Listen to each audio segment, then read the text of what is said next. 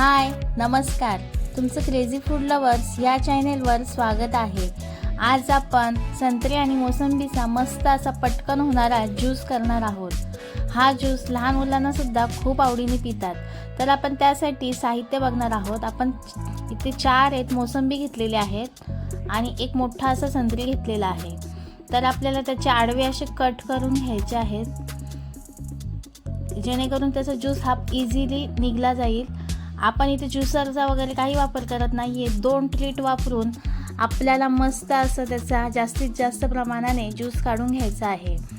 तर अशा रीतीने आपले त्याचे आडवे काप करून झालेला आहे। मध्ये एक आपण भांडं ठेवलेलं आहे। तर आपण सुरुवातीला जे आपले ब्लेंडर असतो छोटा, जो अंडा वगैरे फेटण्याचा किंवा लोणी वगैरे काढण्याचा, तर तो आपण छोटा ब्लेंडरने आपण पूर्ण असा रस काढून घेणार आहोत। आपल्या पिया सुद्धा त्याच्यामध्येच आहेत। तर ह्या रीतीने पण सुद्धा छान आणि मस्त असा रस काढून घेतला जातो। तर अशा रीतीने आपण एक एक करून संत्री आणि मोसंबी असे त्याचे सगळे ज्यूस काढून घेणार आहोत। आणि आपण आता दुसरी आपली पद्धत सुद्धा आपण यूज करणार आहोत। आपण एक लिंबू पिळाचं भांडं घ्यायचं आहे, ज्या हाताने आपण लिंबू पिळतो ते, आणि त्याचे आपल्याला 4 फोडीमध्ये डिवाइड करून घ्यायचं आहे। तर अशा रीतीने आपले हे छोट्या फोडी करून झालेले आहेत। आणि याच्यामध्येच आपल्याला हे लिंबू पिळाचं जे असतं त्यामध्येच आपल्याला हे मोसंबी सुद्धा सेम प्रोसेसने आपल्याला हे मस्त असं त्याचा रस काढून घ्यायचा आहे। तर असे एक एक करून आपण पूर्ण असं त्याचा रस काढलेला आहे। आपण ह्यासाठी हे रस काढण्यासाठी ज्युसरचा वापर न करता ह्या 2 ट्रीट वापरून मस्त असा आपला रस काढून घ्यायचा आहे। जर तुम्हाला ॲसिडिटीचा वगैरे प्रॉब्लेम असेल तर तुम्ही त्याच्यामध्ये थोडंसं इंदव मीठ घालून सुद्धा पिऊ शकतात। ॲसिडिटी लगेच कमी होते।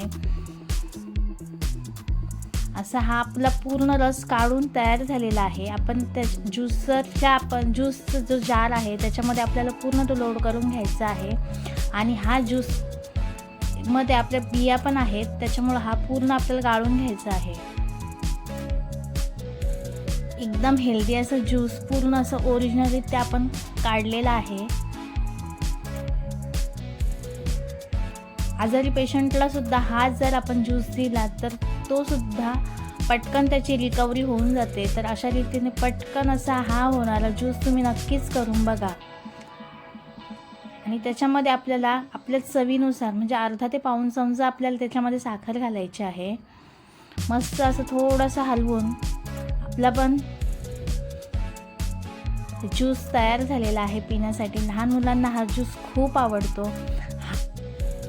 तुम्हाला हा ज्यूस कसा वाटला हे आम्हाला नक्कीच सांगा। आणि अजून कोणती ज्यूस किंवा कोणत्या रेसिपीचा प्रकार हवा असेल तर तुम्ही आम्हाला नक्कीच कमेंट करून कळवा।